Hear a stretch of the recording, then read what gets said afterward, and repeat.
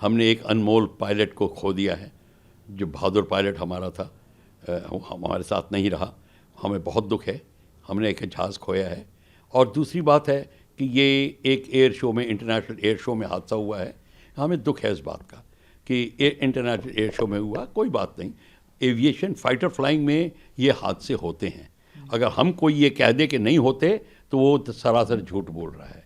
ये जो प्रोफेशन है फाइटर फ्लाइंग का, ये दुनिया का सबसे डेंजरस प्रोफेशन माना जाता है। किसी को करना होता है। हमारे बहादुर लड़के और लड़कियां, मेन एंड वुमेन इसको कर रहे हैं, तो हमारे को गर्व है उनके ऊपर।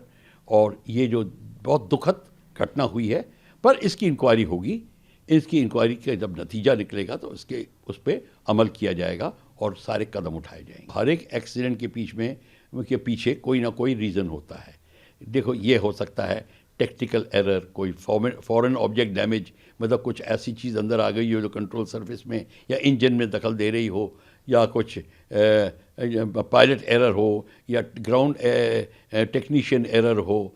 कई चीज़ें हो सकती हैं। फ्यूल में प्रॉब्लम आ सकती है, एक फ्लेम आउट हो सकता है, इंजन फ्लेम आउट हो गया हो, कई चीज़ें हो सकती हैं।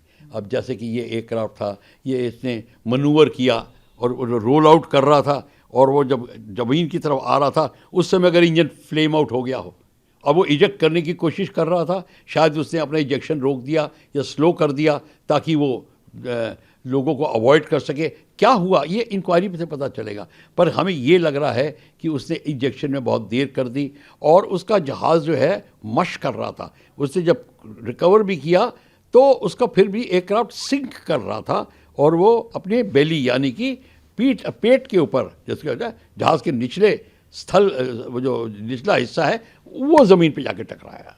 तो ऐसे बिल्कुल ऐसे डाइव में नहीं किया, ऐसे टच किया उसने। स्मोक भी देखने को मिल रहा है। स्मोक तो दिखेगा, जब टच करेगा तो एक्सप्लोड होगा। फ्यूल कितना है, इंजन है, स्पीड देखो कितनी है, तो स्मोक भी होगा, फायर भी होगा, सब कुछ होगा। क्या कोई चेक्स को लेकर के कहीं ना कहीं जिस प्रकार से चेक्स किए जाते हैं वो मिस आउट हो गए? देखिए, ये इंक्वायरी से पता चलेगा। सारी इंक्वायरी जब होगी, स्टेप बाय स्टेप इंक्वायरी होगी। एक चीज़ कोई नहीं छोड़ी जाएगी। हर एक इंजीनियर जिसने काम किया था, हर एक टेक्नीशियन से पूछा जाएगा, उसका काम देखा जाएगा। कोई कॉमनैलिटी तो नहीं है, किसी ने या एयरक्राफ्ट में कोई ऐसी प्रॉब्लम तो नहीं थी जो पहले भी आई थी, ये सब देखा जाएगा। तो एकदम से अभी कोई बता नहीं सकता, अभी कोई खबर नहीं है।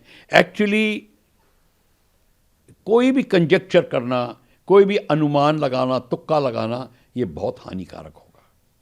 इसीलिए हम कहते हैं कि जब एयरक्राफ्ट एक्सीडेंट हो तो FDR, फ्लाइट डाटा रिकॉर्डर, और कॉकपिट वॉइस रिकॉर्डर को सुनने के बाद, देखने के बाद इनको मतलब हमें कोई टिप्पणी करनी चाहिए।